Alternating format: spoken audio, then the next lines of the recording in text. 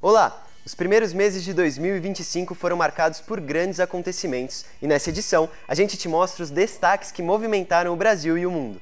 O Brasil se despede de um dos maiores fotógrafos da história, Sebastião Salgado, cujo olhar transformou realidades em imagens inesquecíveis e que deixa um legado social e artístico incomparável. No Festival de Cannes, o filme O Agente Secreto foi considerado um dos favoritos da crítica internacional. O longa conquistou os prêmios de melhor direção por Kleber Mendonça Filho e melhor ator com Wagner Moura. No esporte, a Confederação Brasileira de Futebol elege Samir Chaude como novo presidente. A promessa é de renovação e transparência em um dos cargos mais visados do país. Carlo Ancelotti finalmente divulgou sua primeira convocação como técnico da seleção brasileira e gerou repercussão a respeito dos critérios de escolha. Em comemoração aos 25 anos do curso de jornalismo no Mackenzie, o professor Vanderlei Dias lançou um livro que compartilha memórias e experiências de ex-alunos. Confira agora os destaques do Mac Notícias.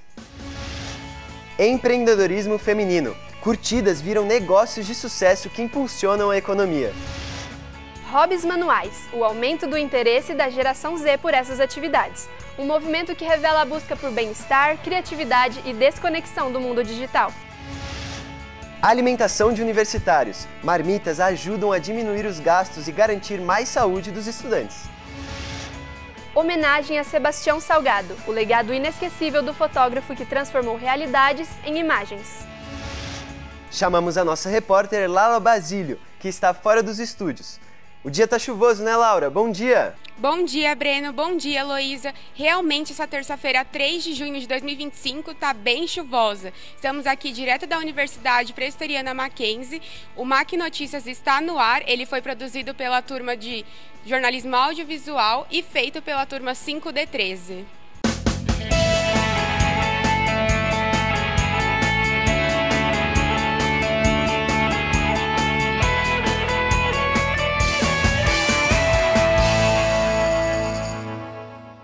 Hoje, vamos mostrar histórias que refletem as transformações culturais e sociais que estão movimentando o Brasil e o mundo. Elas transformaram curtidas em negócios e provaram que a internet pode ser terreno fértil para grandes ideias.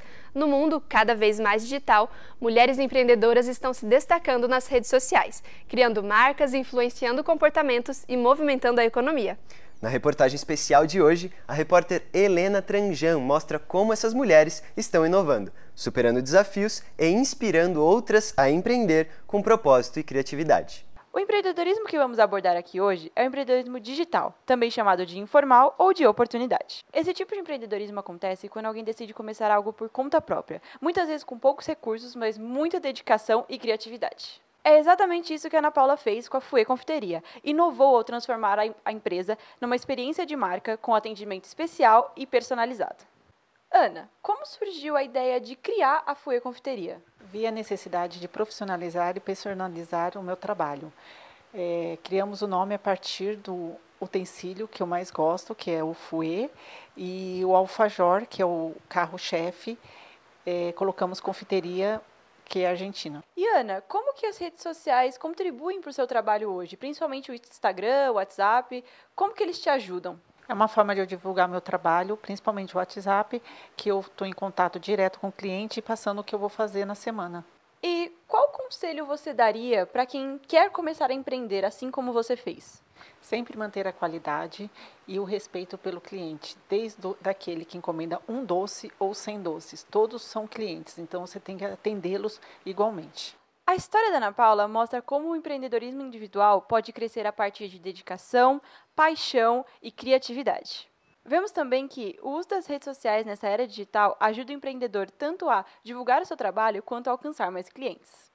Cada pessoa empreende de um jeito. No caso da Bia, a moda foi um ponto de partida para ela criar algo que é a cara dela. A Estilo Beatriz não é só uma loja, é o reflexo de quem ela é, e isso faz toda a diferença. Bia, e como surgiu a ideia de criar a loja? Eu comecei criando a loja por conta que eu gosto muito de moda e eu precisava ter um dinheiro a mais por conta que eu queria casar. Eu quero casar ainda e a gente vai casar no que vem, então a gente queria juntar dinheiro, eu e o Rafael. Somos nós dois os donos da loja.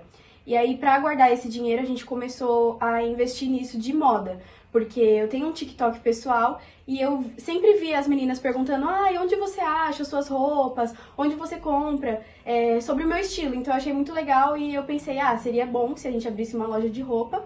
Então a gente teve essa ideia com esse começo mesmo. Como você disse, você já tem uma grande quantidade de seguidores no seu TikTok pessoal. E como você acha que isso impacta positivamente na sua loja, nos perfis da sua loja? Então, hoje em dia eu tenho muitas seguidoras que são mulheres e que têm praticamente a minha idade. A faixa etária de seguidores é de 18 a 30 anos e eu vejo isso, tipo assim, é inspiração para as meninas. Então, como eu tenho muitos seguidores, eu posto as roupas que eu uso. No meu TikTok eu falo mais sobre cabelo, mas então eu posto as roupas que eu uso, coloco o link de onde ela consegue comprar e eu acho que isso impacta muito, porque as meninas hoje em dia, elas precisam, tipo assim, ser influenciadas positivamente. Então eu mostro como que você vai criar um look sem você ficar horas na frente do seu guarda-roupa, um look básico que seja bom pra você, tipo, trabalhar, pra você ir pra faculdade depois, pra você conseguir passear. E essa foi a história da Estilo Beatriz. Que essas duas empreendedoras possam inspirar todas as mulheres que sonham em começar um negócio digital. Muito importante falar sobre isso de empreendedorismo feminino, né? Principalmente na época das redes sociais, que tá todo mundo crescendo muito, né? Muito importante. E aquele alfajor deu até água na boca, né? É verdade. E agora a gente vai falar sobre atividades manuais, como o crochê. O bordado e a pintura voltaram a chamar a atenção dos jovens. Longe de ser apenas um passatempo, esses hobbies têm sido associados ao alívio do estresse e à busca por rotinas mais equilibradas. Nesse contexto, práticas tradicionais ganham um novo significado e espaço no dia a dia dos jovens. A reportagem é de Henrico Fini. Em uma época marcada pela tecnologia e pela hiperconectividade, uma tendência chama atenção entre os jovens da chamada geração Z. Atividades manuais como bordado, crochê e cerâmica têm conquistado espaço na rotina de quem busca desacelerar e reconectar com o próprio tempo. Tem pessoas muito mais jovens entrando agora por conta do TikTok, Instagram, isso está influenciando elas a comprarem, a fazerem. Para entendermos melhor a causa desse fenômeno, conversamos com Tina Curti, especialista em arte e educação, a fim de compreender as possíveis razões para esse aumento. Quando você está produzindo coisas artesanais, feitas à mão, você também está reduzindo o estresse diariamente.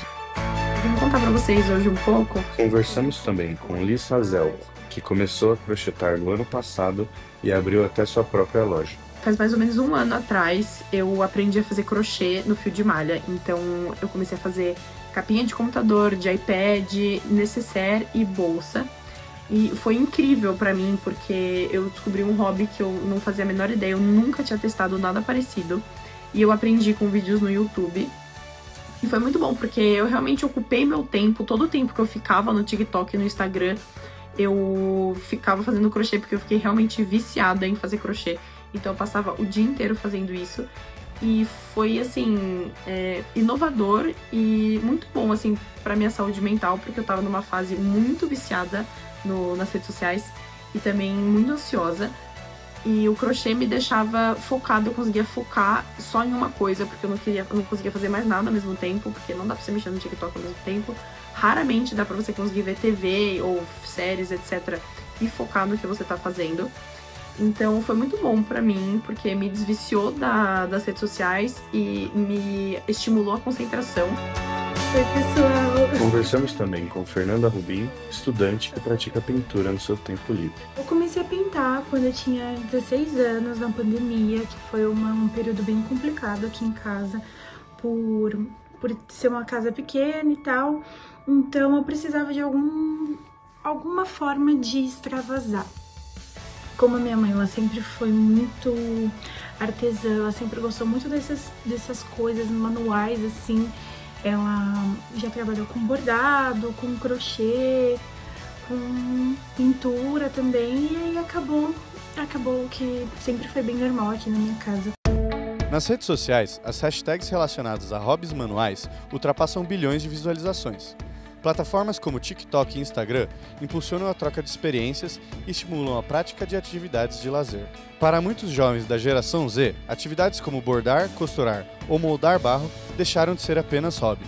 Hoje, são formas de expressão e autocuidado em meio ao ritmo acelerado da rotina. Eu confesso que eu fiquei com vontade de começar a praticar algum também. desses hobbies aí, viu? E é muito bom que a gente sai um pouquinho das redes sociais, da internet, do celular e faz alguma coisa manual. É muito importante. Com certeza. E agora vamos falar sobre Carlo Ancelotti, faz a sua primeira convocação como técnico da seleção e anima os torcedores para a Copa do Mundo de 2026. E no futebol feminino, a camisa 10 da seleção, Marta, está de volta, o que também gerou repercussão. As decisões agitaram a torcida. E para contar o que o público anda falando, chamamos ao vivo a repórter Laura Basílio, direto do campus Higienópolis do Mackenzie. Bom dia, Laura. Qual o clima por aí? Nas últimas semanas tivemos a convocação da seleção feminina e masculina de futebol e ela foi marcada por algumas polêmicas como o nome de Marta no meio da lista, o nome de Casemiro na lista e a falta do nome Neymar. Estou aqui com Daniel, que ele é coordenador da Arquibancada MAC, para dizer um pouco sobre a convocação. Daniel, o que você achou da convocação de Marta? Bom dia, Laura. Bom dia a todo mundo que está assistindo. Eu gostei bastante, acho que é uma lista bem compreensível. O Arthur Elias sempre dá oportunidade para novas jogadoras e a Marta é uma jogadora que tem que estar na lista, independente da situação dela. E o que você achou da convocação de Casemiro e a falta do nome do Neymar? O Casemiro eu acho que eu já esperava, fez uma boa temporada na Inglaterra. O Neymar eu acho bem compreensível não ser convocado agora, tá voltando agora de lesão, teve problemas físicos, então acho que para uma primeira lista ali é bem compreensível. O Neymar conversou com o Ancelotti também, então acho legal também dar oportunidade para outras pessoas. Legal, muito obrigada, Daniel, e voltamos ao estúdio. Obrigado, Laura. E a gente segue por aqui com outros assuntos importantes dessa edição. Lançamentos, estreias internacionais e representatividade nas telas. A comentarista Helena Tranjan analisa como o cinema reflete o momento cultural que estamos vivendo. O cinema em 2025 está repleto de estreias aguardadas e produções que prometem movimentar as telonas. No mês de maio, os destaques incluem Thunderbolts, novo filme da Marvel com Florence Pugh e Sebastian Stan, e Homem com H, cinebiografia nacional sobre Ney Matogrosso. Para os fãs de terror, Premonição 6, Laços de Sangue, chega aos cinemas em 15 de maio, trazendo uma nova trama repleta de suspense. Já os amantes de animação podem aguardar o live action de Lilo e Stitch, previsto para 22 de maio. No cenário internacional, Mickey 17, estrelado por Robert Pattinson e dirigido por Bong Joon-ho, estreou em março e já é um dos filmes mais comentados do ano. Além disso, a D23 Brasil, realizada em São Paulo, apresentou novidades como o retorno de Toy Story, com sua 5ª edição prevista para 2026, e o live action de Moana, com estreia marcada para 27 de novembro de 2025. Com uma programação diversificada, o cinema em 2025 oferece opções para todos os gostos, desde super-heróis e animações até produções nacionais de destaque. No próximo bloco, você confere mais informações sobre os destaques do Brasil e do mundo. Fique com a gente. O MAC Notícias volta já.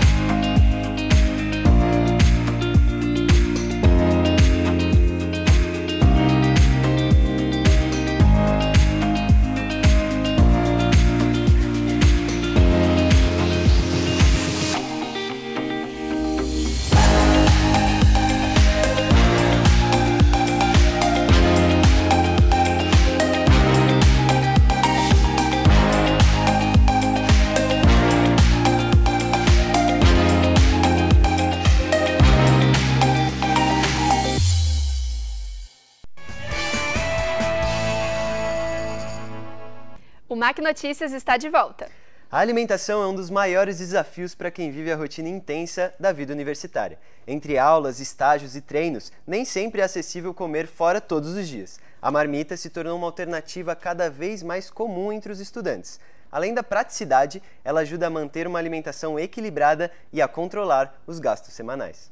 O nosso repórter Vitor Massaro ouviu universitários com diferentes histórias sobre como lidam com a alimentação durante a semana. Entre uma aula e outra, a fome bate, e a solução mais rápida? Aquela coxinha na cantina, o pastel da feira ou aquele fast food na praça de alimentação da faculdade. Mas, para quem busca economizar e comer melhor, A solução pode estar em casa, ou melhor, na marmita. Na correria do dia a dia, muitos estudantes encontram nela uma forma de comer mais saudável e mais barato, como é o caso da Ana Letícia, aluna do 5º semestre de jornalismo no Mackenzie, que opta por levar todos os dias comida de casa. Para facilitar a minha vida, né? Como eu trabalho na própria faculdade e eu passo aqui o dia inteiro, trazer marmita facilita a minha vida. Então eu consigo não perder tempo gastando com comida, não perder tempo saindo daqui para procurar algum lugar para comer. Eu acho que facilita tudo. No entanto, nem sempre é fácil manter essa rotina. Preparar marmita exige planejamento, tempo e disciplina, especialmente para quem passa o dia todo fora de casa e ainda tem provas, trabalhos e estágios.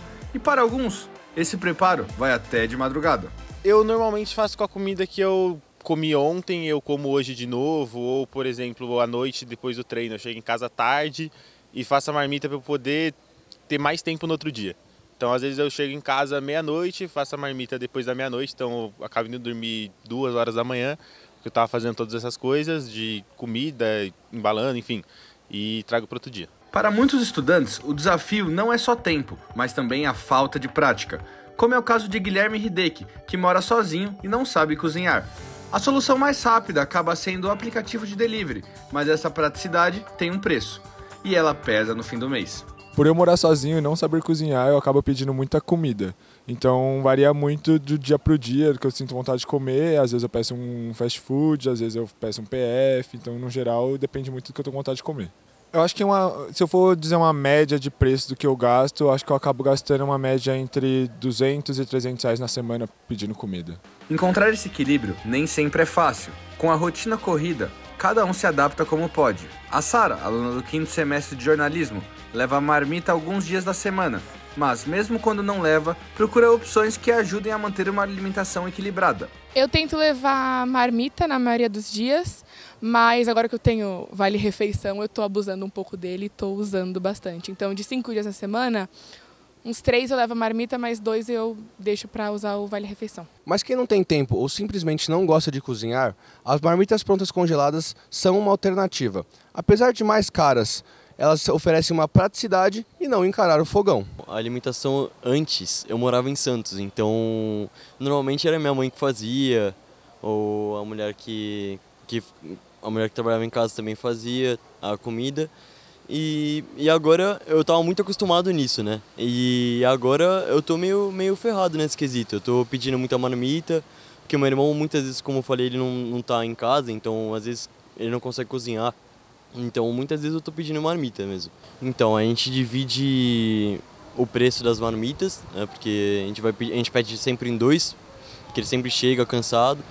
Então a gente divide, normalmente dá uns 300, porque a gente pede junto, então ficam 150 para cada, por aí. Não importa se a marmita foi feita em casa ou comprada, o próximo desafio é esquentar ela. A universidade e seus centros acadêmicos oferecem alguns micro-ondas, mas o tempo é curto, a fila é longa e alguns estabelecimentos aqui do Mackenzie também disponibilizam o uso do micro-ondas, mas aí temos que desembolsar de R$2 a R$3. Os micro-ondas que eu utilizo normalmente são os do Cal. E eu prefiro utilizar eles porque os outros que a própria faculdade disponibiliza são dos locais, né? E eles são pagos. Então eu prefiro ficar no Cal, que eu pego uma fila grande, enfim, demora muito. E eu fui descobrir eles depois de um tempo, porque no primeiro semestre, quando eu cheguei, eu não conhecia ninguém e tal, tava meio perdido na faculdade. Então eu acabava chegando e pagando para os estabelecimentos. Optar por alimentos frescos, mais naturais e menos ultraprocessados é uma escolha diária, que nem sempre é a mais fácil, mas com certeza a mais inteligente. Porque a verdade é que a conta da má alimentação chega e costuma cobrar caro.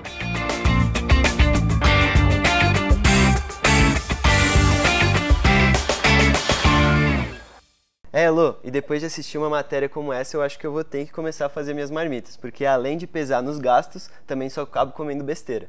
É verdade, viu? Pesa na saúde também. A Nutri já falou que é pra fazer marmita todo dia, viu? E a situação da linha amarela do metrô tem gerado preocupação entre os usuários do transporte público em São Paulo. A repórter Ana Júlia Braga está ao vivo, fora dos estúdios, e traz as últimas informações sobre o funcionamento da linha. Bom dia, Ana Júlia! Bom dia, Heloísa. Bom dia, Breno. Os trens da linha amarela hoje funcionam normalmente. Apesar de pequenas lentidões, os usuários não têm reclamado de intercorrências mais graves. Volto com vocês no estúdio. Obrigada, Ana Júlia, pelas informações ao vivo. E seguimos agora com outros destaques desses últimos meses. Em um mercado cada vez mais desafiador, novas iniciativas têm ganhado espaço.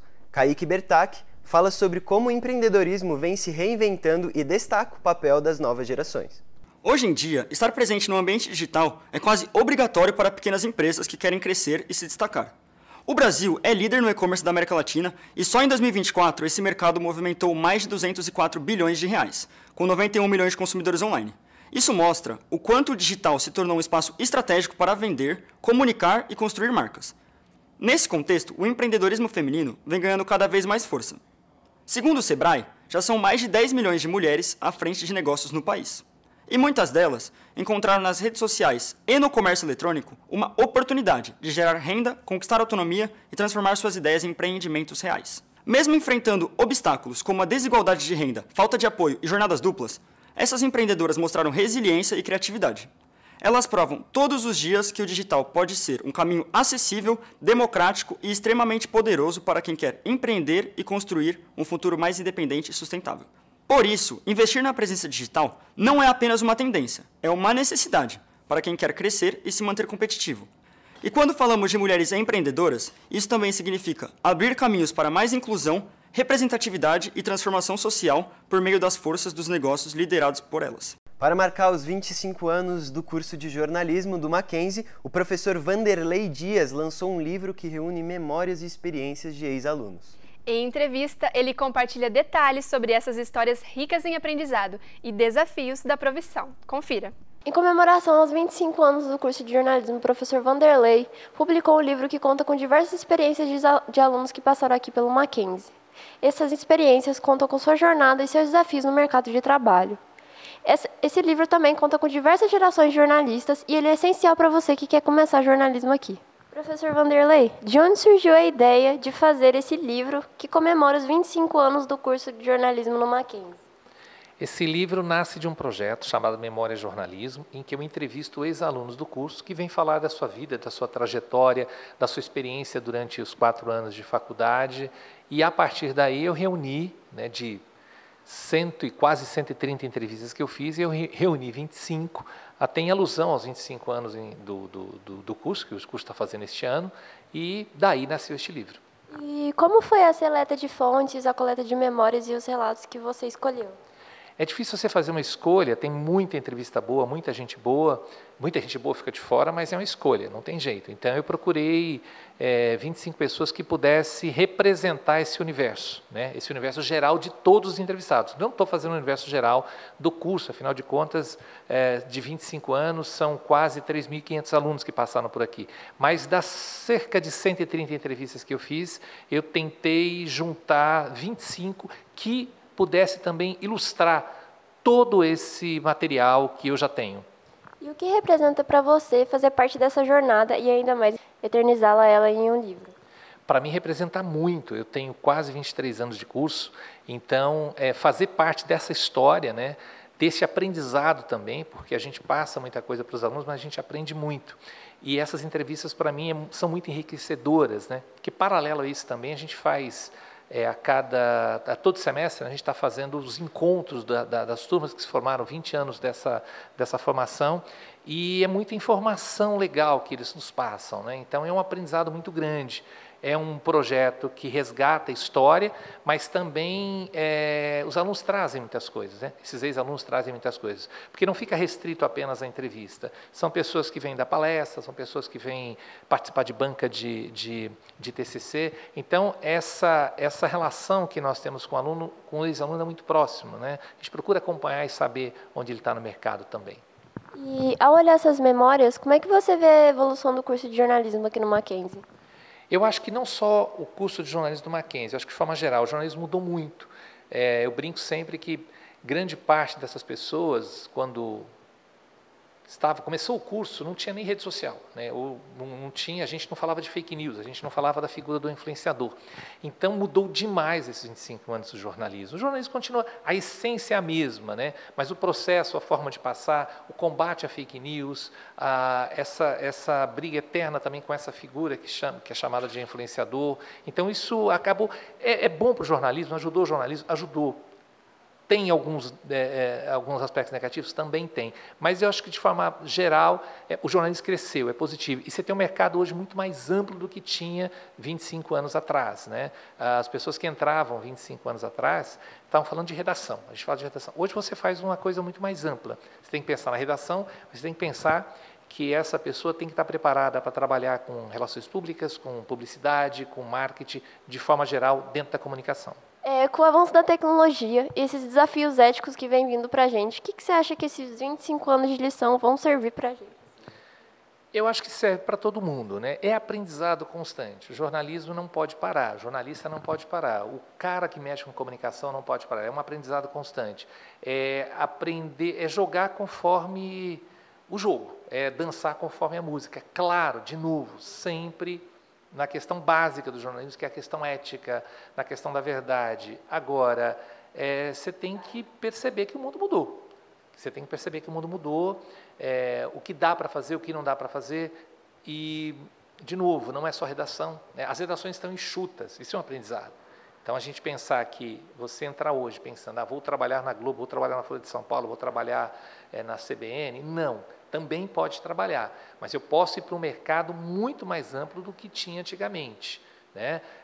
A questão do diploma, quer dizer, o diploma é importante. Por mais que o diploma não seja obrigatório para o exercício legal da profissão, dificilmente eu acho que não é dificilmente, você não vai conseguir encontrar um emprego de uma empresa ética, de uma empresa bem situada no mercado, se você não tiver o diploma de jornalismo. Eles vão exigir isso. Então, isso também é fundamental para a formação de vocês. E, professor, você tem algum último recado para os seus ex-alunos e estudantes aqui do curso? Tenho.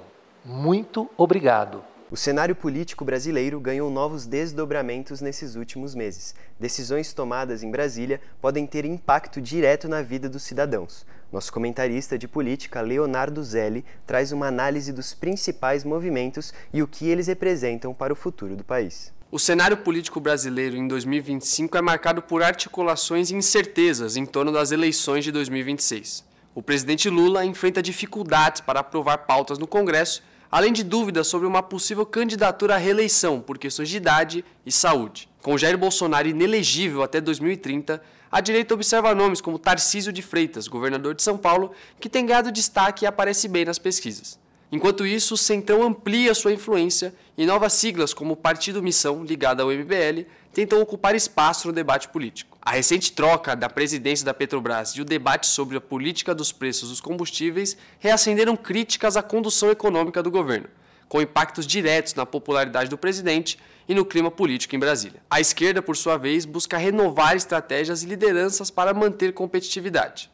A disputa presidencial de 2026 promete ser decisiva para os rumos do país nos próximos anos. E a gente chega ao final do jornal de hoje com uma homenagem a uma das figuras mais importantes da fotografia brasileira e mundial. Sebastião Salgado transformou sua câmera em uma janela para o mundo, denunciando desigualdades, exaltando culturas e revelando a força humana em cada imagem. Seu trabalho foi além da estética, virou documento, denúncia e, principalmente, memória viva de muitas realidades. Na reportagem a seguir, a gente relembra a trajetória desse artista que levou o Brasil para o mundo com um olhar sensível, social e profundamente transformador. Sebastião Salgado foi mestre na arte de retratar a alma humana e do planeta em preto e branco. Suas lentes captaram momentos históricos e gente simples, as maiores belezas da natureza e a sua degradação. Salgado ficou famoso por fazer registros documentais impressionantes. Infelizmente, o fotógrafo mineiro Sebastião Salgado veio a falecer aos seus 81 anos no dia 23 de maio de 2025. Ele que deixou um legado histórico de suas fotos preto e branco para que todos pudessem ver. E para nos contar melhor sobre quem foi Sebastião Salgado, trouxemos o professor de fotografia Manuel Lima, da Universidade Presbiteriana Mackenzie, para nos dar uma entrevista. As fotografias do Sebastião Salgado elas foram fundamentais para a valorização do fotojornalismo, né? Sebastião Salgado foi um dos maiores fotojornalistas brasileiros e do mundo.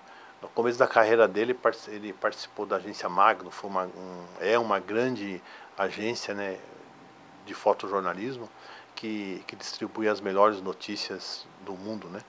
E o Sebastião Salgado Hoje ele está junto com grandes outros nomes, né? Eu posso citar por exemplo, Steve McCurry e grandes outros nomes aí do jornalismo, né? E a preferência dele pela fotografia em preto e branco, em grande parte ele é um exímio laboratorista, né? Isso fez dele também um grande fotógrafo. O Sebastião Salgado consegue já no momento de fazer a fotografia antecipar como é que a fotografia vai, como é que vai ser o resultado, né? Então, o fato dele conhecer todo o processo fotográfico, né, revelação, ampliação, fixação, já permite no momento que ele faz a captação da imagem entender como é que a foto ia ficar, né? Dois trabalhos deles que eu gosto muito, assim, né? Talvez até 3. Um é o Homem em Pânico, um trabalho fotojornalístico maravilhoso que ele gravou ali na região do Sahel, né, que incorpora principalmente um grande trecho ali de Burkina Faso, na África, onde ele vai mostrar o grande sofrimento do homem, né? Isso período por volta de 86. Outro trabalho muito interessante também, acho que um dos primeiros da carreira dele, né? Não é o primeiro, sobre Serra Pelada, onde ele vai mostrar algumas minas lá do Pará, né? Como que é a corrida do homem, a corrida pelo ouro, né? E ele tem um trabalho muito interessante também, que é feito para a ONU, né? Que é a campanha da vacinação contra a polio. Acho que esses 3 trabalhos são muito interessantes, assim. A imagem de Sebastião Salgado segue como um símbolo do que o jornalismo pode ser: sensível, comprometido e transformador. Como estudantes de jornalismo, reconhecemos a contribuição dele para uma profissão mais comprometida com a realidade e com um olhar humano. Essa edição do MAC Notícias fica por aqui. Gostaríamos de agradecer a todos os envolvidos na produção desse jornal, em especial aos nossos colegas de turma 5D13 e à equipe do Núcleo de Produção e Desenvolvimento Acadêmico, NPDA. Muito obrigada!